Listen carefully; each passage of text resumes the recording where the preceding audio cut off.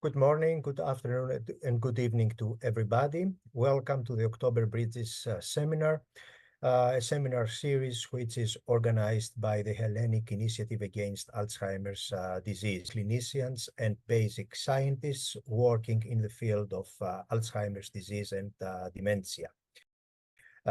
Today, the seminar is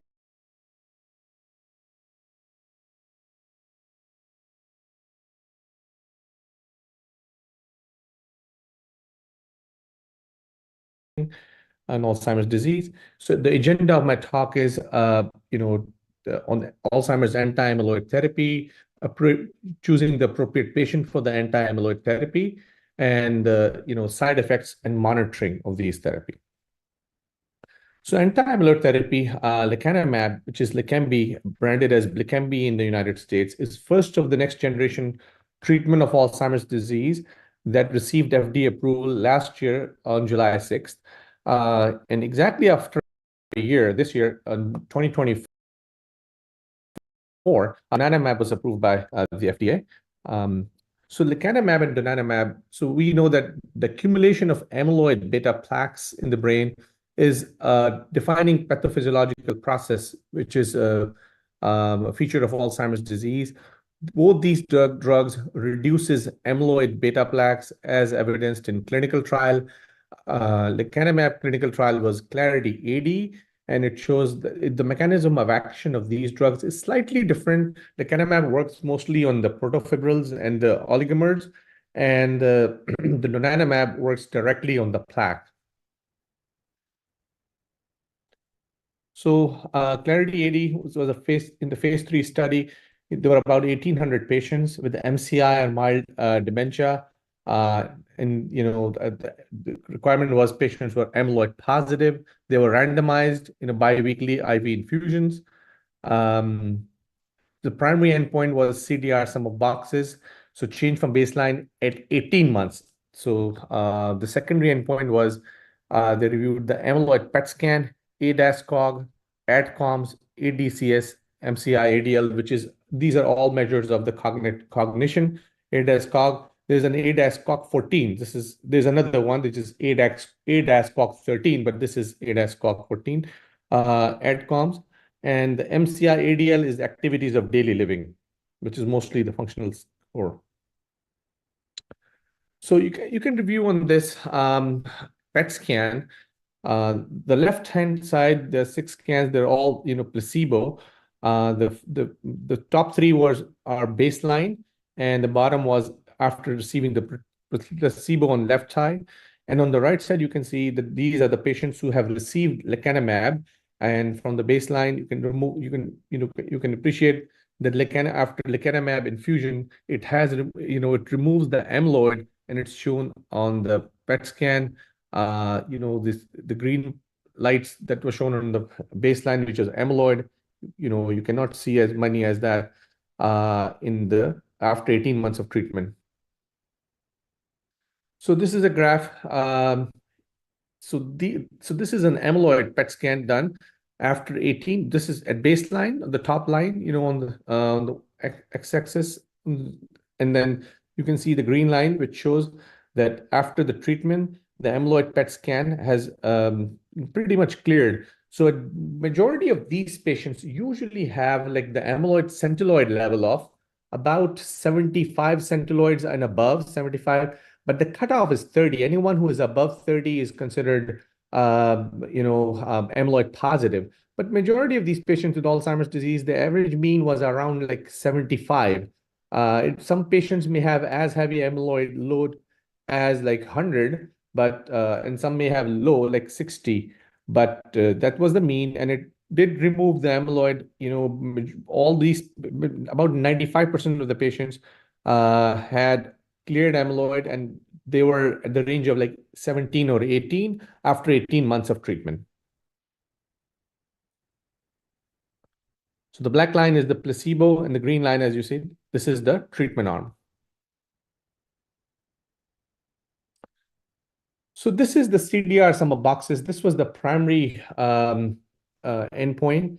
And in this one, you can see that there is a rate of decline in the lecanemab arm, again here the green line, is comparatively like less decline compared to the placebo.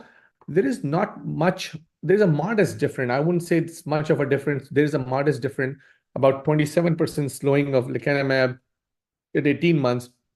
They calculated according to the time that in 18 months of treatment, these patients had a benefit of 5.5 months, which essentially means that patients who received the amyloid, the lowering therapy, lecanemab, they did not reach the same spot, the same point. 5 months later, they reached the same spot. So basically, they were 5 months lag in the lecanemab arm compared to the placebo. But if you extrapolate it over the course of dementia, so it's, especially in the activities of daily living scale, like, ADL, MCI, ADL, it shows that the lecanemab does better in slowing the, functional loss compared to the placebo. It has some modest effect on cognition, but slightly more on the activities of daily living. So when we extrapolate this over the course of dementia, I think, some of the experts, and we believe that it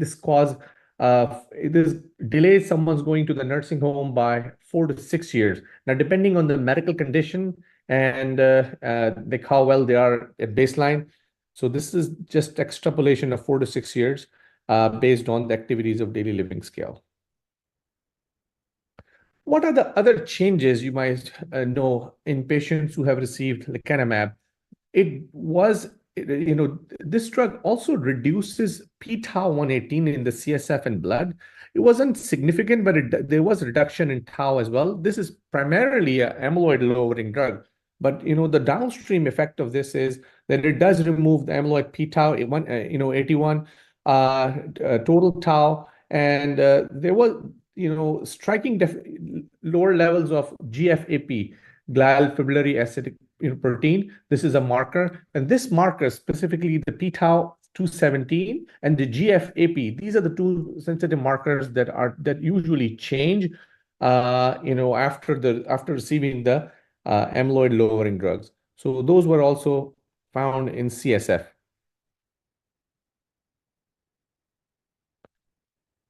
So the big question, like, what do these drugs do? These drugs have some benefits, but these drugs have some side effects as well. So the most common side effect was an infusion-related reaction in the lecanemab group, which is about 26% of the patients have some sort of infusion-related reaction. Now, the good news is the majority of these infusion-related reactions were very mild. About 96 to 97% of those patients who received this drug had a very mild infusion-related reaction, they require only a dosage of acetaminophen, antihistamine, and most of these infusion-related reactions happened during the first 2 infusions. It was fairly low after the first 2 infusions, and so they have graded it into mild, moderate, and severe. As you can see, that majority of them, out of the 26%, 18% of those 26%, 18% was mildly, 7% moderate, 7% was moderate, and only 0.8% was severe. And the severe ones are the incapacitating, with not able to walk or perform any activity. The mild one is just mild discomfort. They usually have fever which lasts for about few hours, and it self-resolves, but majority of them require Tylenol, which is like acetaminophen and Benadryl. But the most common side effects were infusion-related reaction, but the most dreaded side effects are the ARIA, which is the amyloid-related imaging abnormality. Now, this word ARIA, which is amyloid-related imaging abnormality, this was coined back in 2010. And this was, developed after an Alzheimer's research roundtable. The changes in the brain imaging is called, due to the anti-amyloid therapy, these are called ARIA. So these are the common side effects. In the lecanemab group, it was about 12% ARIA-E overall and 17% ARIA-H. Now, in donanemab group, the side effects of ARIA were slightly more. And I will also go and also discuss, like, in the lecanemab group, the patients who have 2 copies of ApoE4, which are ApoE4 homozygous, they had more ARIA. For example, the 12% ARIA-E was like the total amount of ARIA, but those who had received the ARIA-E in homozygous group, it has about 32% ARIA-E in ApoE4. Likewise, ARIA-H rate was 17% in lecanemab group, and those were overall, and 39% or 40% of the patients had ARIA-H in the ApoE4 for homozygous. Majority of these ARIAs are asymptomatic. About 5% patients have ARIA which are symptomatic. And this is a picture that shows ARIA-E and ARIA-H. ARIA-E is on the left side of your screen. It's the A. You can see these are white matter hyperintensities, and these are and this one is severe ARIA-E because it's more than 10 centimeter in size. And then on the left side, and on the right side, you can see the ARIA-H. These arrows point toward microhemorrhages. These are about, like, I can see 1, 2, 3, 4, 4 microhemorrhage, 5 microhemorrhage. So this will be like mild to moderate, moderate. Anything above 5 is moderate ARIA-H. I'll just discuss the stratification of these ARIAs in a bit. How are these ARIAs caused? These are caused by the loss of vascular integrity or fragility that and impaired clearance that leads to impaired clearance due to an immune response, which is immune response after the anti-amyloid therapy. This causes weakness of the vessels, leading to leakage. And how do we do in monitoring for lecanemab group? The majority of these ARIAs happen between 3 and 7 months, of the infusion. So between we say the first 14 infusions are the infusions that we have to watch for, and that's why we do pre-infusion MRI, which is and the MRI protocol that we usually use are T2 star SWI, which is sequence weighted imaging, and flare image. So these are the MRI sequence, and then in the lecanemab group, we have monitoring before the 5th infusion, 7th infusion, 14th infusion. And then there's after 1 year, we do check for late developing ARIAs. So that's done after 24th infusion in lecanemab group. However, in donanemab group, the majority of these ARIAs are earlier on. So we do the first 3 months, majority of these ARIAs happen. So we do scans. The MRI schedule is different in lecanemab compared to donanemab. So it will be pre-infusion after 1 month, 2 months, 3 months, and that so the schedule is different.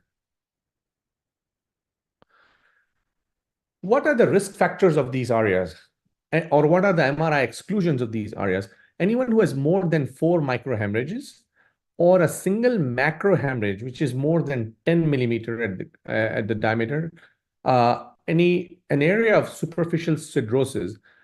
So if there is an area of superficial cirrhosis, you'll always look for or get concerned that could it be cerebral amyloid angiopathy. So that's a concern. And then more than 2 lacunar infarct. 1 lacunar infarct is fine, but more than 2 due to a stroke or involving the major vascular territory, those are risk factors. And then severe cortical hyperintensity. So those, if they are above Phasica score 3, then I'd be very cautious in prescribing those patients lecanemab. Obviously, every provider is different, but again, more than a Phasica score of 3 means like confluent, hyperintensities in the white matter. And then cerebral amyloid angiopathy have a significant higher risk of ARIAs. So those are also not recommended. Those patients are also not recommended. ApoE44 homozygous genotype. So those who are ApoE44, they sometimes likely have cerebral amyloid angiopathy. And especially in lecanemab, we also recommend that anticoagulants should not be given or would be used very extreme caution in that. So anticoagulants other than aspirin and Plavix are not recommended, especially at Johns Hopkins. We have asked them to, we do not give patients who are on anticoagulants lecanemab. So Clarity AD, ARIA events were largely mild to moderate, but radiographically, and were asymptomatic. In about 2.8% patients, or about 3%, these ARIA-Es were symptomatic, and they were, when I say symptomatic, most of them had headache. Headache is the most common side effect, and then confusion, visual disturbance. So ARIA-Es resolve in 4 months, irrespective of the ApoE genotype. They would usually resolve. Now, they may resolve a slightly quicker if you give them a dosage of, if you give them a steroid, dose. And I have, clinically, we have experienced that. So although 3% of the patients have symptomatic ARIA, but we always want patients to be aware of what the symptoms are and to be on the lookout. If they have these symptoms, please report right away to their physicians, to the doctor.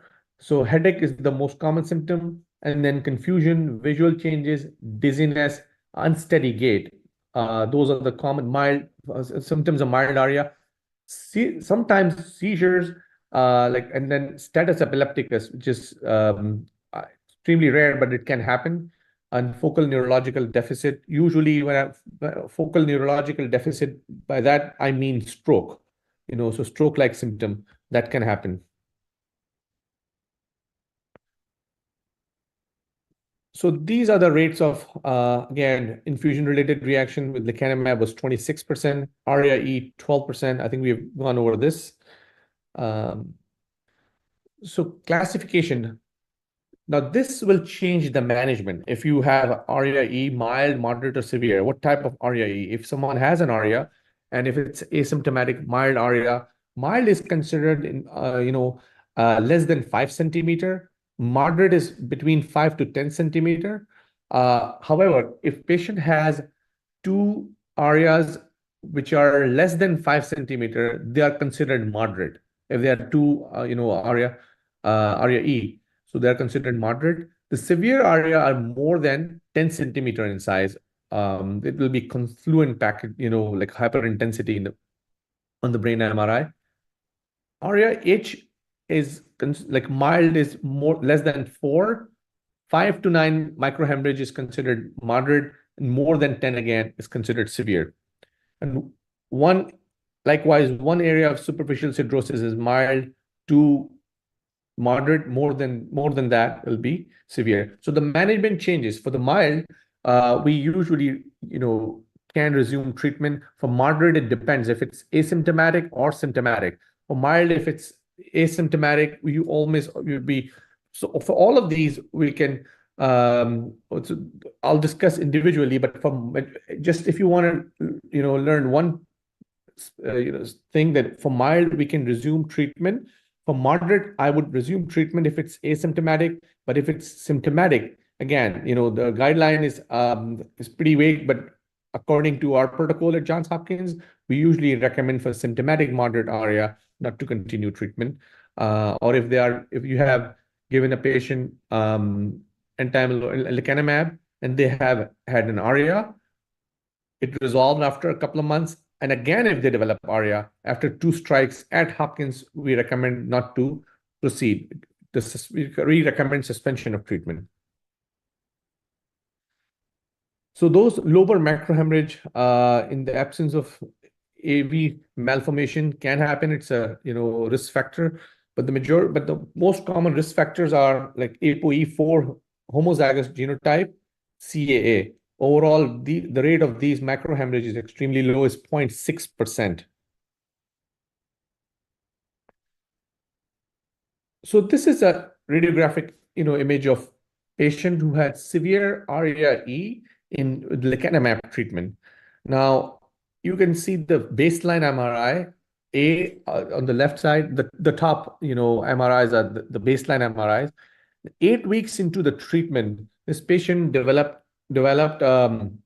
headache and confusion. So it's symptomatic. So and then MRI shows like signal. You can see on the left side, like high intensity parenchymal edema with swelling. No, these are in the bilateral hemisphere. These are suggestive of ARIA. You can see on the arrow.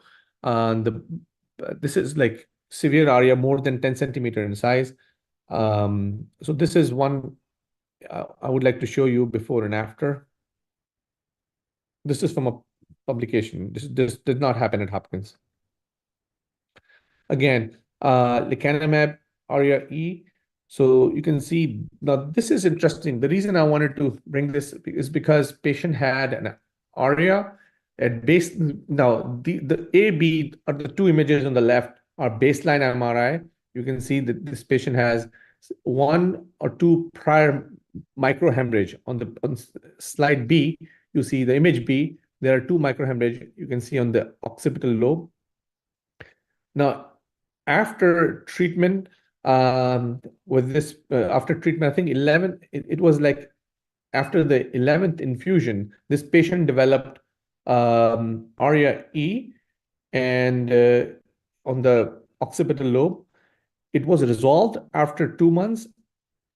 You can see ARIA-E is resolved in radiograph number E, which is at the bottom left. And then 2 months later, after it was resolved, the treatment was resumed. New ARIA developed on the right occipital lobe. This is the last on the right side, the bottom.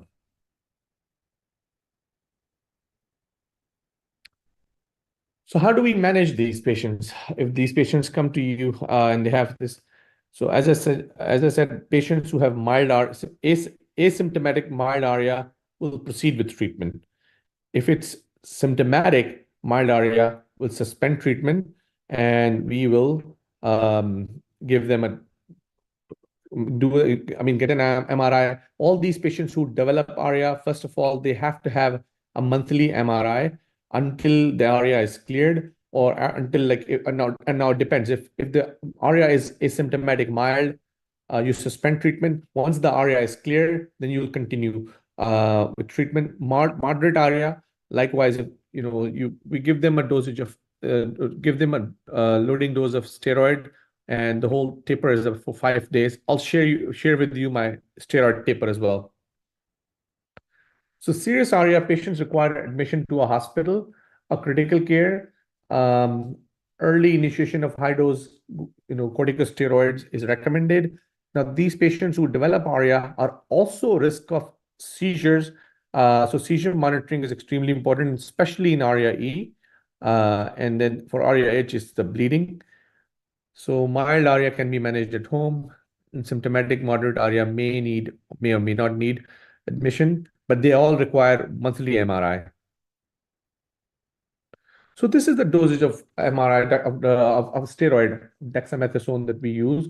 So this is like a 7 or 8 day taper that we use, Decadron, about like 4 milligrams 3 times a day. So after this, I have like 3 patients who had developed ARIA-E at Hopkins, and we gave them, majority of them resolved within 1 to 2 months. All serious ARIA may need admission and high dose steroid, as I suggested earlier. So TPA, which is we usually recommend patients who have coincidental stroke due to lecanemab, they should not get TPA. And the reason is that this medication, lecanemab, actually donanemab as well, both of them, they stimulate microglial activation, which attack the blood vessel wall, causing them to have necrotizing vasculitis. So these monoclonal antibodies cause this necrotizing and vasculitis. So this lecanemab forms the fibrin. Now, if you give them TPA, fibrin is the target for the TPA. It results in massive multifocal hemorrhage. So it's advisable not to give TPA. I think I have a couple of slides for this. This is a patient who received TPA. This was also published in JAMA, and it resulted in death of the patient. You can see multifocal hemorrhage, massive hemorrhage in the brain.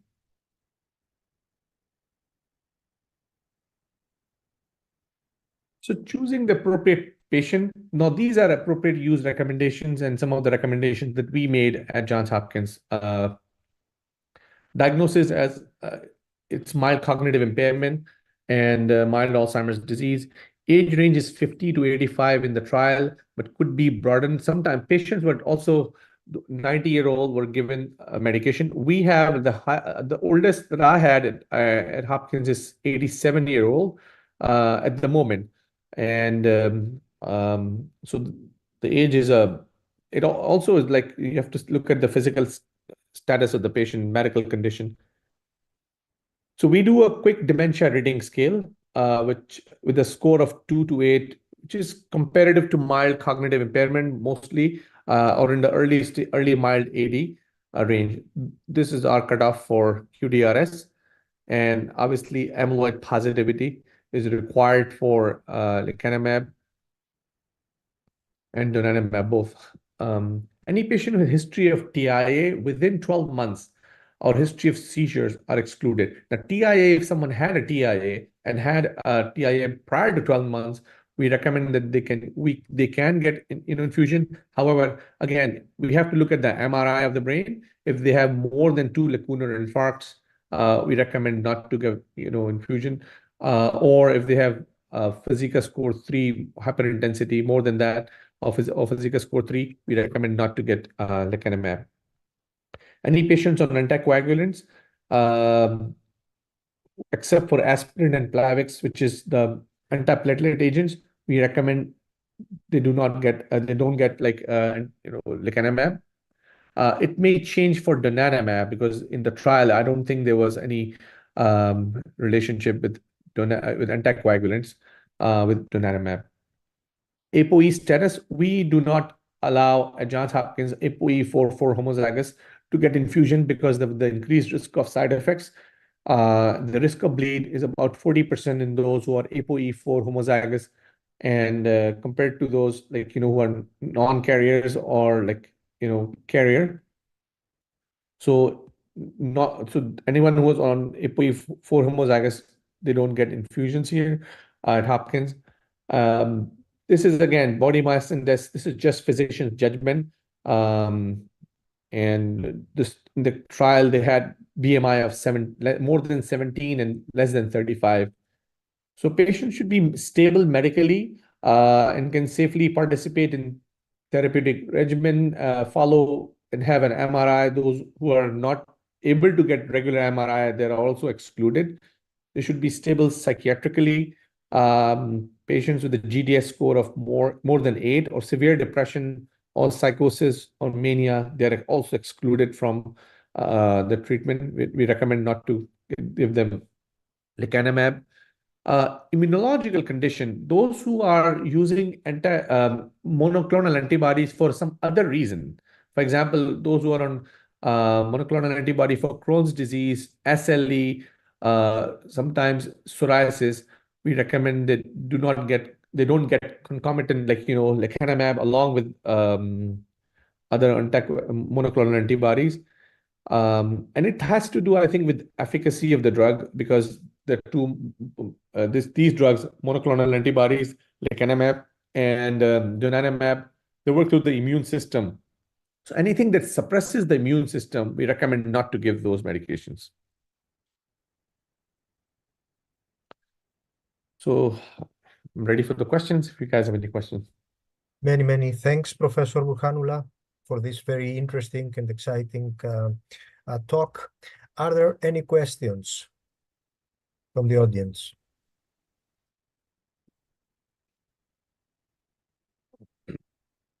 Can I get us started?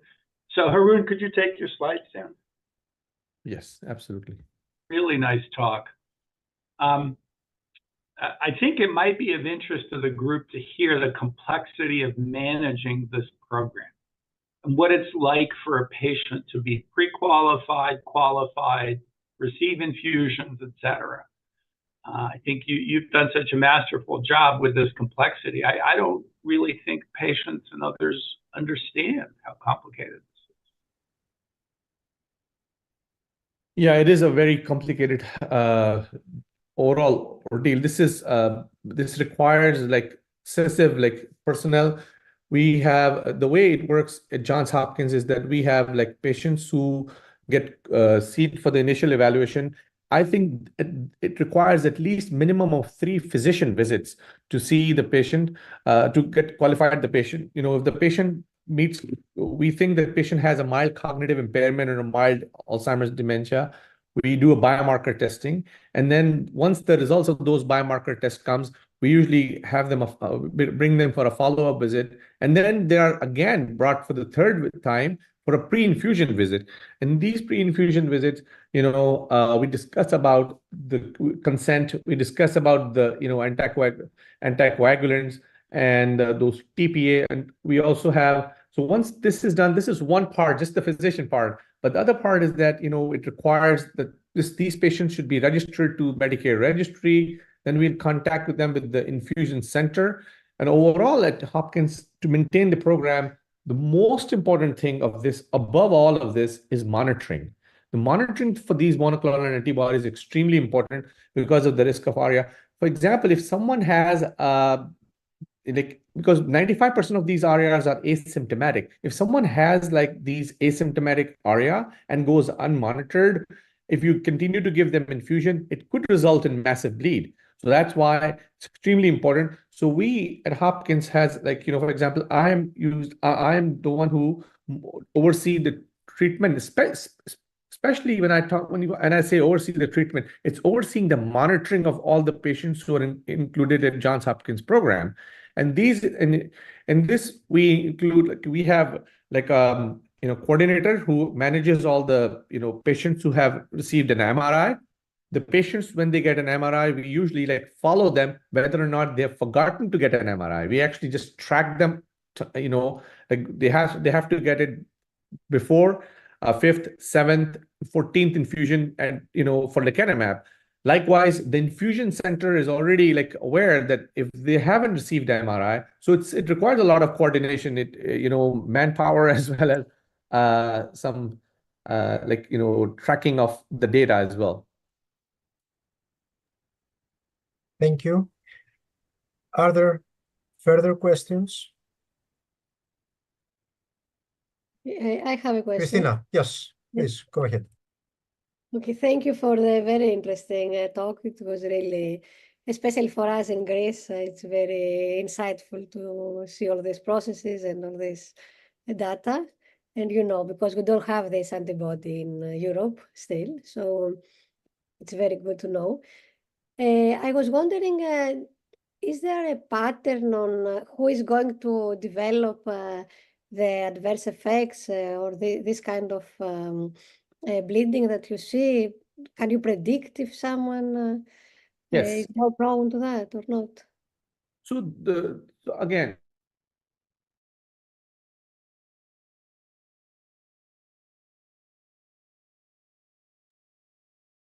I think it's frozen. Yes. Okay, let's wait. Maybe Kostas knows as well, Professor Liketsos. The answer is no. Okay, so it's totally random so far. I think it's a very, you know, we already know some. If you're double 4, you're very high risk. If you're on an anticoagulant, blah, blah. But can we say this person at baseline, based on X characteristics, is going to get these an area? I think everybody's trying to figure that out. I don't know that Haroon mentioned, but for us, this is a clinical care program, but every patient is enrolled in an outcomes research. Hi, Haroon. Sorry, we lost you, and they asked me that. Oh, sorry. But there's no way of predicting who will get ARIAs that I know of, but perhaps you have other thoughts. No, no way of predicting who will have an ARIA, but there are risk factors that who have more chances of developing ARIA, like ApoE4 homozygous, those who are on anticoagulants, those who have That's the only thing. And then we can look at the MRI if there are like any risk factors in the MRI. But we don't have a crystal ball who will have actually those 10% risk of ARIA. Okay, thank you Thank very you. much. Do you think Thank that we will ever have that? Or maybe if we have enough data, we can have an AI tool that could help us maybe in the future? I think predicting ARIA would be the only way if we can come up with some sort of strategy to predict ARIA through brain scan, brain MRI, that would be huge. But at the moment, we don't have, nobody has an ability to predict ARIA, but I don't think it will be 100% anyway. But again, that's the only thing that we can say at the moment. Thank you very much. Thank you. I would like to ask about the effects of these areas on neuropsychiatric symptoms. We are talking about individuals with MCI or mild dementia due to Alzheimer's disease, who many of them, even before the start of the treatment with anti-amyloid drugs, do have neuropsychiatric symptoms, even mild neuropsychiatric symptoms. What are the effects, if you have any experiences regarding the effects of these areas on neuropsychiatric symptoms? So, Dr. Panos, at the moment, we do not. So, you brought up an excellent question. We are actually collecting data, NPI, for these patients every 3 months. Those patients we will get the data. We are collecting data.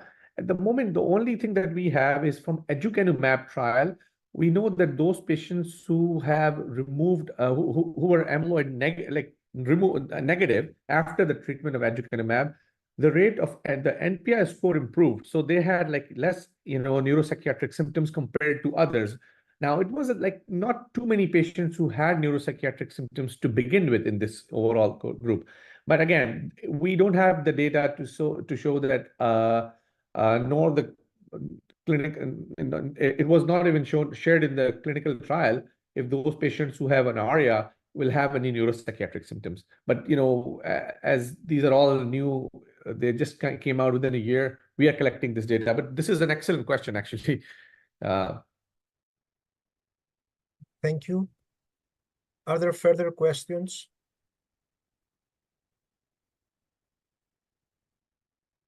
Yeah, I would like to ask. Sorry, this is another aspect of my experience. What's very interesting at Hopkins is that we have a dozen clinicians who are prescribing these in various ways. And so there's an opportunity to think about how do the patients and families judge the value of these drugs.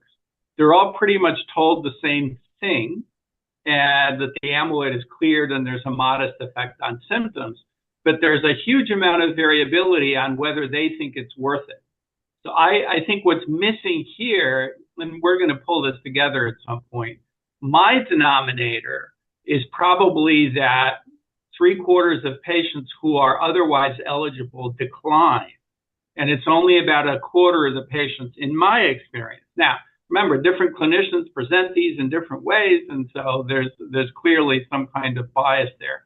But I think it'll be very interesting to understand, given what we put on information sheets, how do patients and families value it? My experience is most people are not interested, even if they're eligible. But there are characteristics of those who they want to do anything they can, even if it's risky, even if it's a questionable benefit. I think that's the population that's actually going down this path.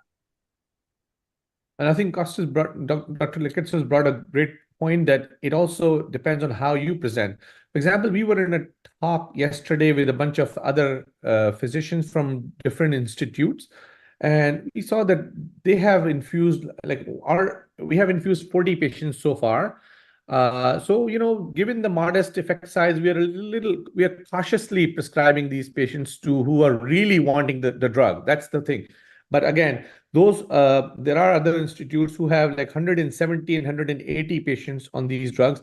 And, the striking thing that I noticed is that it's also some of the physicians are slightly more relaxed in types of, like, for example, they would consider patients who are ApoE4 homozygous. But they were like, shockingly surprised when our rate of ARIA is 5.8% in ARIA H and about 8% in ARIA E. Whereas others, they have like a ARIA rate about 15% or 20%, 21%. So it's significantly low because of because we are very conservative at Hopkins and who we choose, what type of patient population we choose. So again, it also depends on how you present to the patient. But generally, if the patients who feel really strongly about it are the ones who are going to pursue anyway.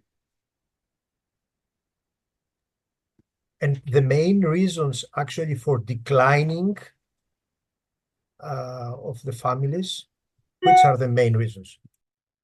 The side effects, the the ARIAs, majority of these have the ARIAs. These are the side effects and the effect size too. If we were to tell them that this drug is going to basically help them bring the short-term memory back and they will be fine, they will probably take that risk. Also the effect size.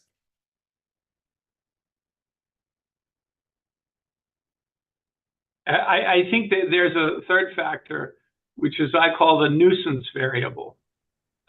So a lot of the eligible patients are married and have very active lifestyles. So a patient of mine basically commutes to a European country where they have a second home, and they don't want to be in an infusion center in the US every 2 weeks. And I told them that I can't safely administer this if you're gone to Europe every other month. If something happens there in terms of a side effect, how are we going to handle it?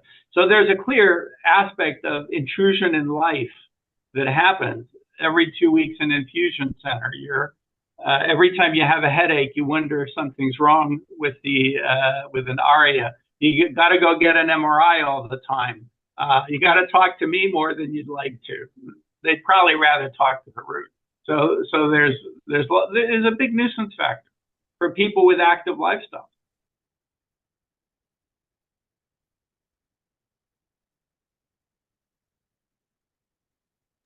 And talking about that lifestyle, I think the signal for those who have like lifestyle modification strategies, I think it's the same as lecanemab. I don't think it's any better than that, lecanemab.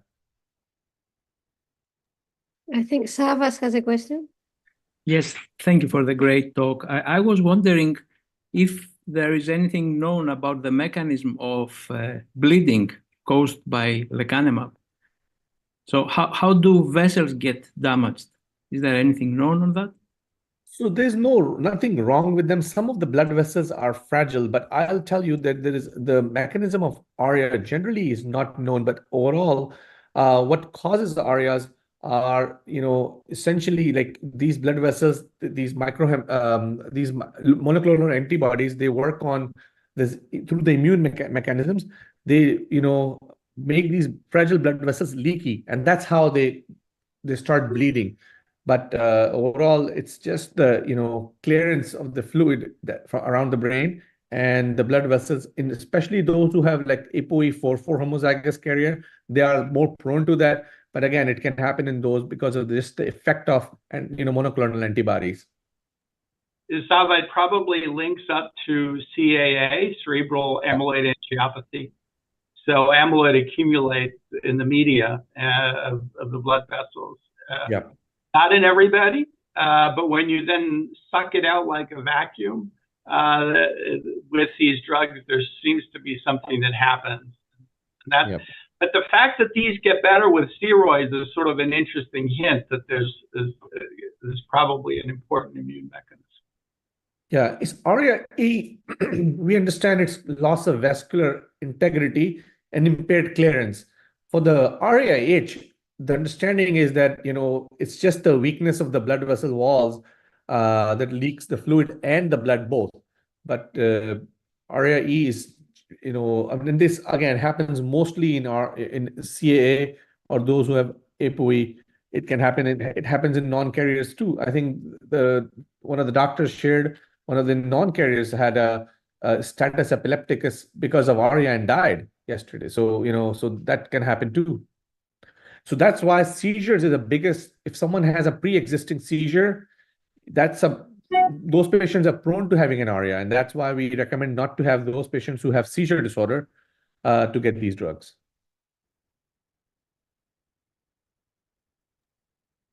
Okay, thank you very much.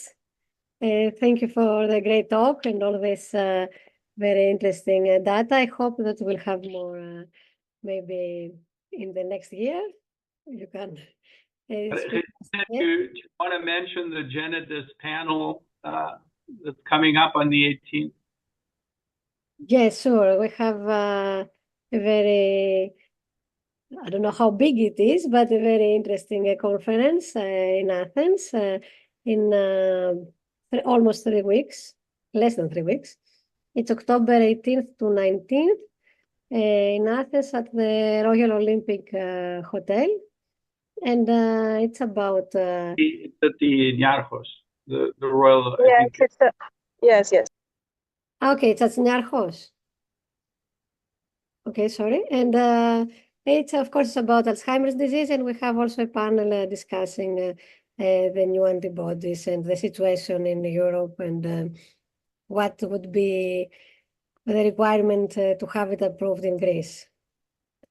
And so we hope we'll have more insights also about Greece in at that time.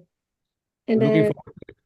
yes, so it will also be hybrid, right? It will be online as well. It's on Friday morning, so it will be night there. But I don't know, maybe it will be also recorded. We will all be there, Christina. Haroon and I are both speaking on the panel on the 18th. In person, okay. Okay, because I saw you, but I didn't know if you will be live or... No, well, no, I don't get up there. Okay, great. So it's we are looking forward to seeing you in Athens and welcome you here. So thank you very much. I'm sure it will be a great opportunity to discuss more about it. Thank you. It's an honor to be here. Okay, Thank goodbye. you. Bye-bye. Bye. Goodbye.